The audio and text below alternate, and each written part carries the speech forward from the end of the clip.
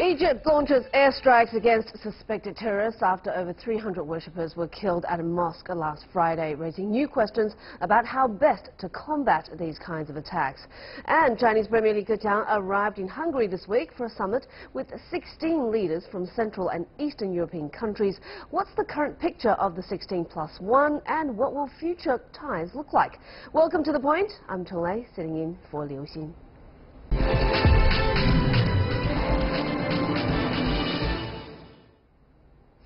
The Egyptian Air Force conducted airstrikes against suspected terrorists after the country's president vowed to use brute force against the group responsible for killing over 300 worshippers, including at least 27 children, with a bomb and gun attack at a mosque in Egypt's Sinai Peninsula last Friday. No group has claimed responsibility for this deadliest attack in Egypt's modern history, although most people hold ISIS accountable. What is behind this nightmare and what kind of long-term strategy is needed to root out terrorism? Joining me in the studio today is Mr. Yan Shuai, Associate Professor from the Institute of Contemporary International Relations, and from Washington, D.C., Dr. Graham Bannerman from the Middle East Institute. Welcome to you both.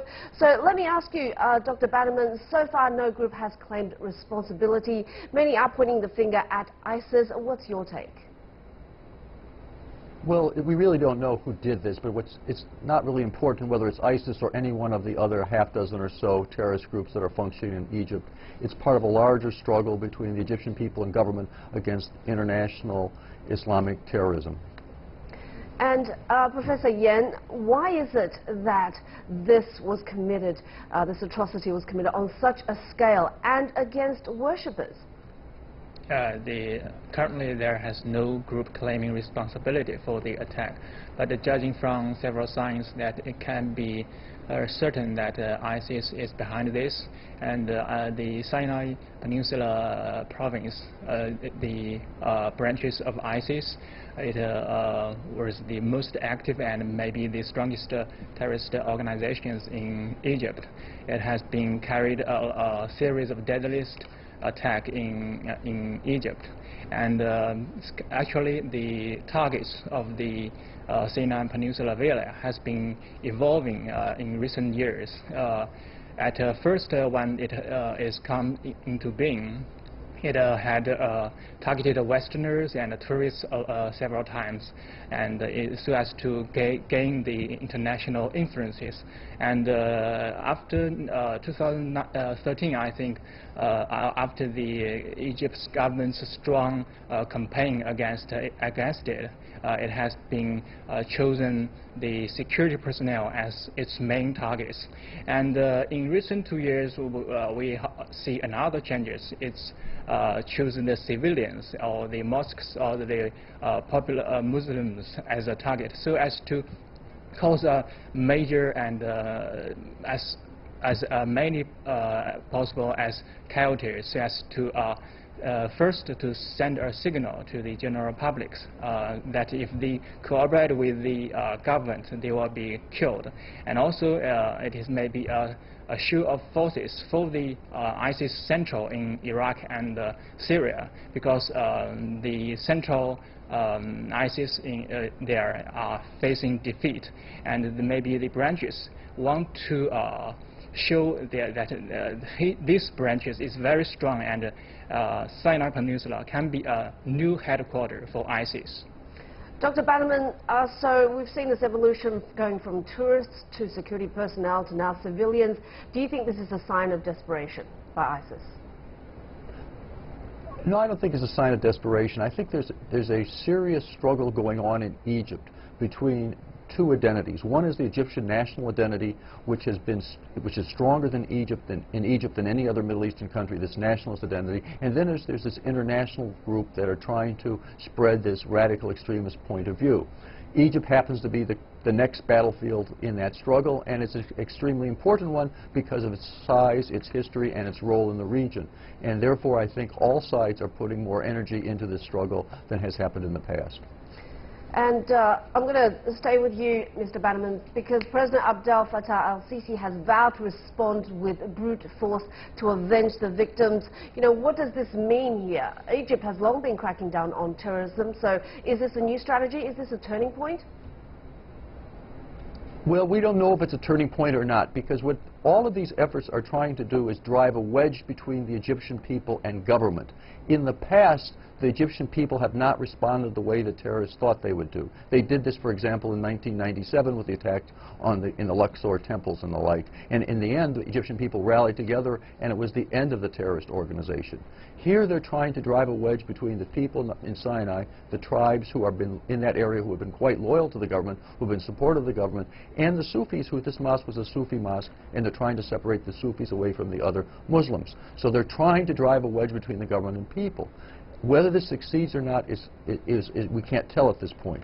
The government response of saying the government has to seem strong in Egypt, and therefore the President CEEC's statement that we are going to fight him with all force is absolutely essential for the government to say.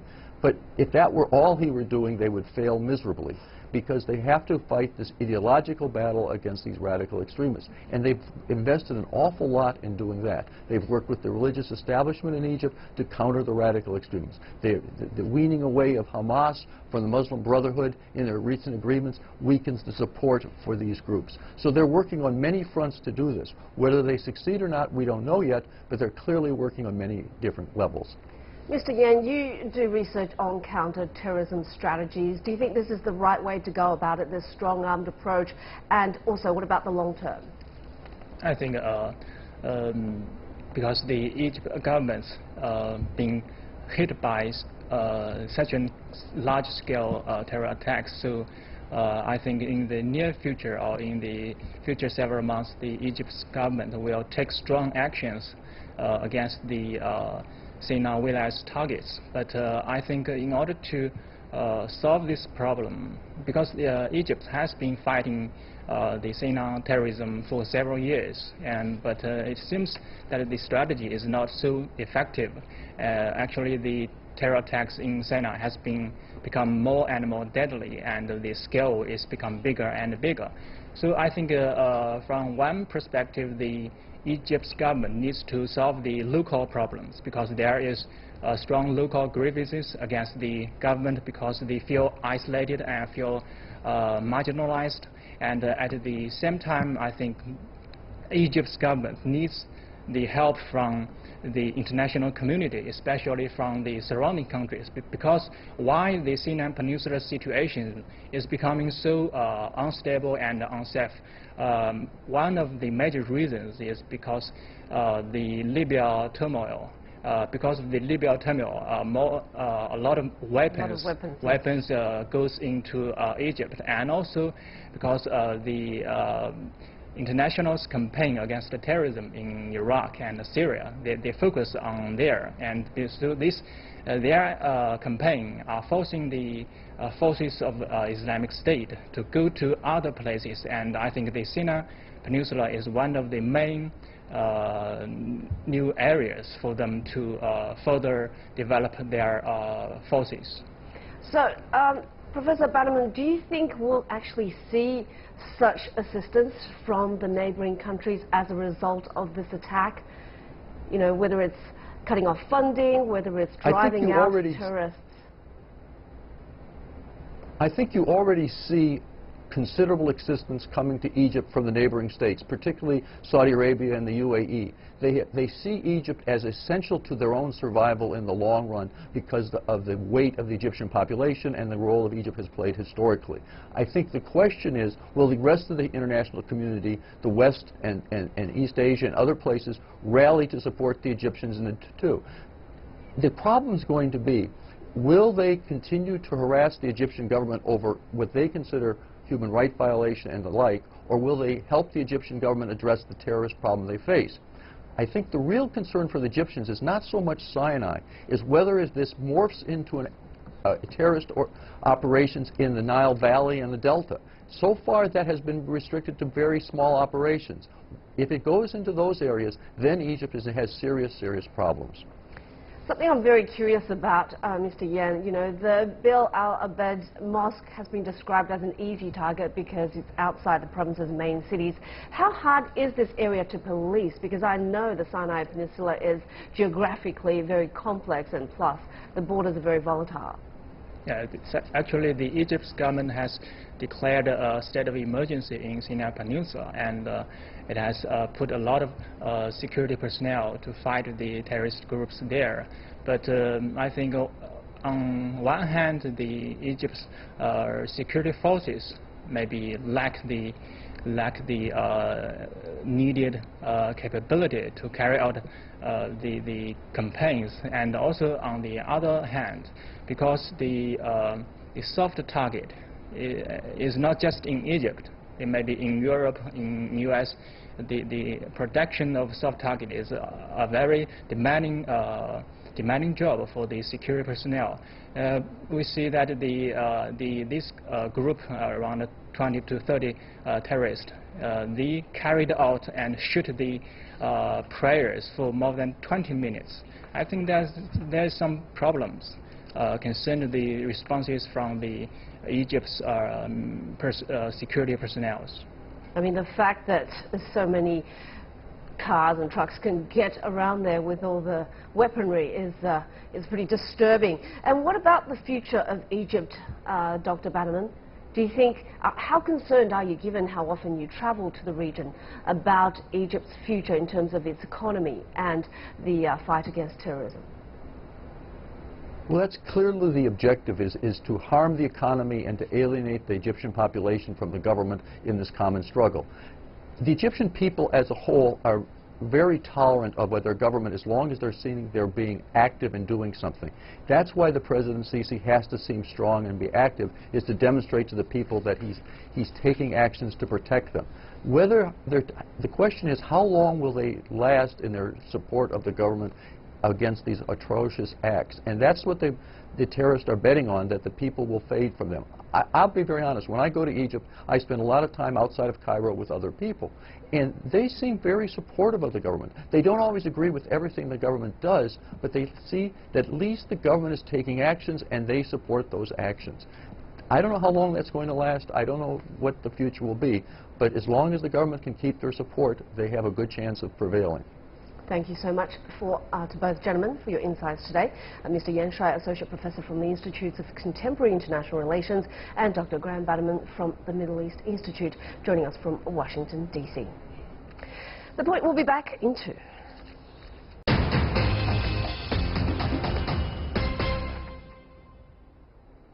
You're back with The Point. I'm Cheng Wei, sitting in for Liu Xin. Chinese Premier Li Keqiang is in Hungary for an official visit and the 6th meeting of heads of government of China and 16 Central and Eastern European countries, or the CEEC. This is the first trip to Europe by a Chinese leader since the 19th CPC National Congress. In his keynote speech Monday, Li highlighted the achievements by the two sides in the past 5 years since the cross-continental 16+1 mechanism was launched. He also shared his optimism about future cooperation. The leaders are expected to design a new blueprint for stronger cooperation. For more discussion, I'm joined from Budapest by Sándor Zoltán Kusai, who is former ambassador of Hungary to China, Mongolia and the DPRK, and Csaba Wolf, former economic and commercial counselor of the Hungarian embassy in Beijing. And here in the studio in Beijing, Feng Zhongping, vice president of the China Institute of Contemporary International Relations. Welcome, gentlemen. Let me ask you, Mr. Zoltán Kusai, in his speech, Li Keqiang mentioned in the past 5 years, Chinese companies' investments in CEEC has increased to $9 billion. Bilateral trade has increased. The number of Chinese tourism is on the rise. So what's behind the numbers? What kind of new deals can we expect from this year's summit?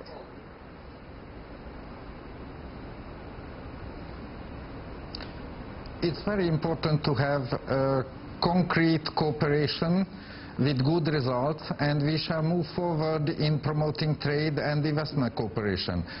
I think it will be the major task of this summit undergoing now in Budapest.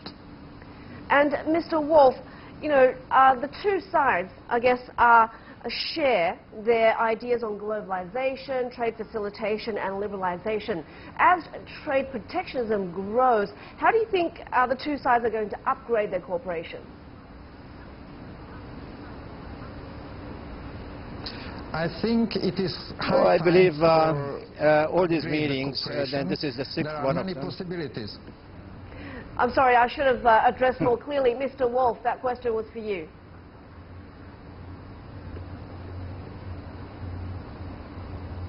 Okay, thank you. I think this cooperation, just like the previous 5 meetings, this meeting will upgrade the cooperation between the countries, especially because we are in a really good economic situation at this moment. The Central and Eastern European countries, all the 16 countries are in a developing stage at this moment. All of them, we can say, has come out of the financial crisis, and especially the 11 countries which are members of the European Union are in a very good developing stage now. So China can move the economic focus from Western Europe to this direction, to the central and eastern part of Europe, and this is how the relations are going to upgrade in the next few years. And Mr. Feng, I'm going to ask you, because many of the CEEC countries are now EU member states, some are NATO member states, and some are very close to Russia. So how are these countries going to balance among, the US, the EU, Russia, and China? Well, to balance these 3 powers is extremely difficult for CEE countries. I guess, there are different views about, their relations with the United States. For example, most countries in Europe, whatever is from the western part or from the central eastern part, they still regard NATO as a very important security, insurance. So, United States is a very important country in terms of security for these countries. But going to Russia, countries in the region will have different attitudes. I guess, countries in the Baltics, they will regard Russia as a sort of a security threat. But their relations with China, the whole region, the 16 countries you mentioned, their attitude towards China is, cooperation is the most important part of their approach. So to balance, it's very difficult, but they have very clear ideas about how their relations should be towards China, towards the United States, and towards Russia, differently. Mr. Kusai, let's talk about the impact of the 16+1 mechanism on Europe. Should Brussels be concerned that China is going to be used as leverage in these countries' negotiations with the EU? And also, should Brussels be worried that China is going to, use its charm offensive to somehow divide Europe?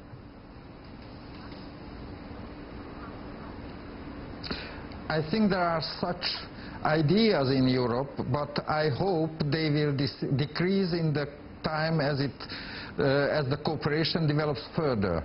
I think one of the major tasks of the 16+1 heads of government to convince the European side, the Western European countries and the European Union, that this cooperation is not a threat or not a division force for Europe, but it's a new channel for cooperation between Europe and China. And Mr. Wolf, how much influence do these Central and Eastern European countries have over the European Union's China policy?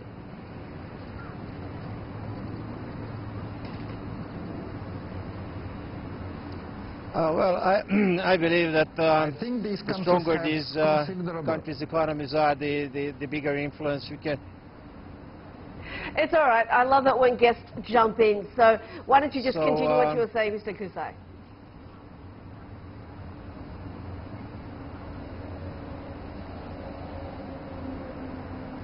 Okay, now nobody's going to talk. All right, what about you in the studio, Mr. Feng?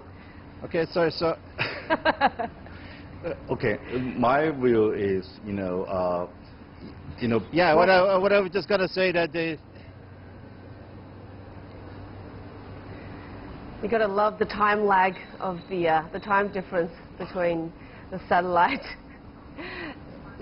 All right, Mr. Kusai, how much sway do these countries have over the EU's China policy?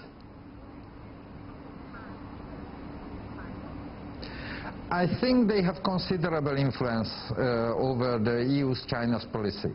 But it's not a simple thing to change the attitude of the European Union. It needs time.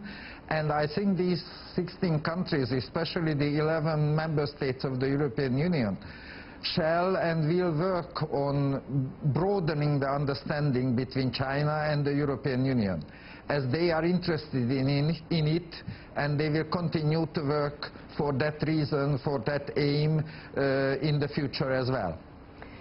Mr. Feng, we were talking about this before, about what sort of deals might come out of this year's summit. You mentioned financial cooperation. Tell us more. You know, I think, you know, trade is very important, of course. You mentioned, you know, increasing the volumes. And investment actually is more important. I guess, you know, all the countries in the region would expect, you know, Li Keqiang's this trip this year will bring more investment from China. So I guess this time the two sides will decide, you know, to have increased finance cooperations. Last year, you know, EU, China, CEEC foundation has been created for that purpose.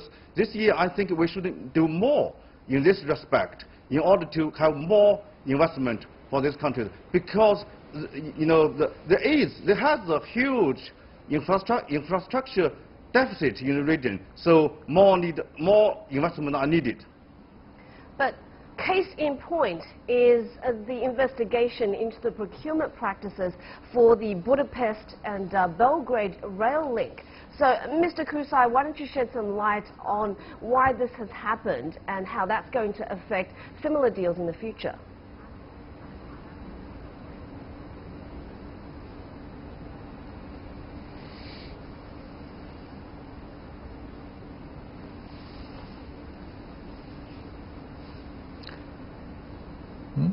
Mr. Kusai, please answer the question. So yes, I heard it. So I think the Budapest-Belgrade railway reconstruction is one of the major projects.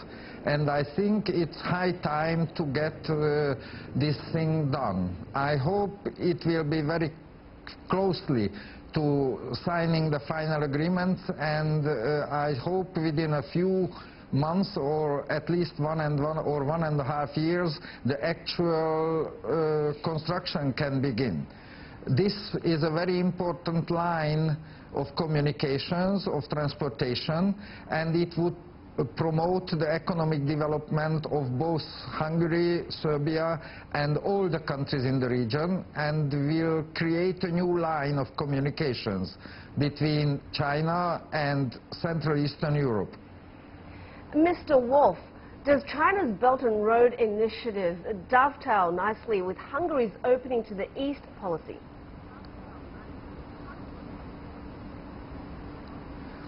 It's a very close connection. Sorry, I didn't really get the convinced question. Can you repeat that, please? The Belt and Road Initiative and... Go on, Mr. Wolf. Excuse me? I think you should continue, Mr. Wolf.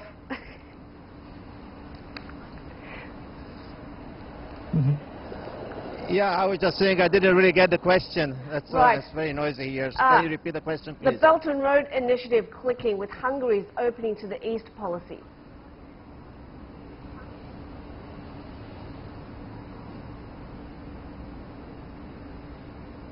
Oh, I love live television. The Belt and Road Initiative and Hungary's relation, sorry. Yeah.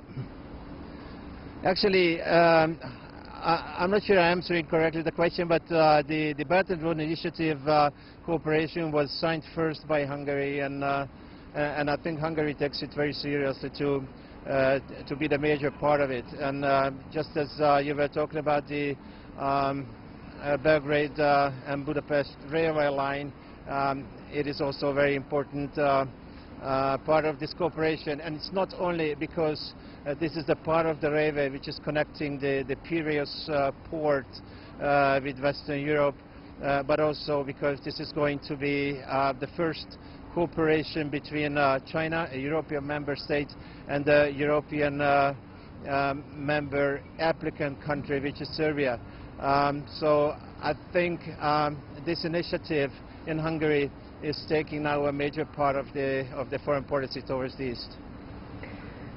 Mr. Feng, finally, just some concluding thoughts on Hungary as an investment destination, because so far it's attracted the most, I think, out of the 16 countries. And, you know, every country tries to be the gateway to the EU for China among those 16. Do you think Hungary is the big winner in the end?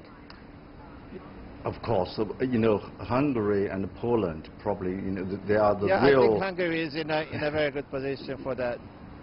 I agree with you. You know, they are in the center, really heart of the region, and so, you know, from the east to west, from the north and south, Hungary is, you know, very best place. Okay. Thank you so much, and I do apologize to our viewers and to our lovely guests for the technical glitches. It isn't always easy to hear us from thousands and thousands of miles away, but I hope that our thoughts connected. Thank you so much to Mr. Sandor Zoltan Kusai, former ambassador of Hungary to China, Mongolia and the DPRK, and Zabel Wolf, former economic and commercial counsellor of the Hungarian Embassy in Beijing, and with us in the studio, Mr. Feng Zhongping, vice president of the China Institutes of Contemporary International Relations. And that's all from this edition of The Point. You can always download the app called CGTN Live to watch our show on your mobile devices, or go to YouTube and look for CGTN The Point. Thank you for watching from Beijing. I'm signing out. I'm Chen Lei, sitting in for Liu Xin.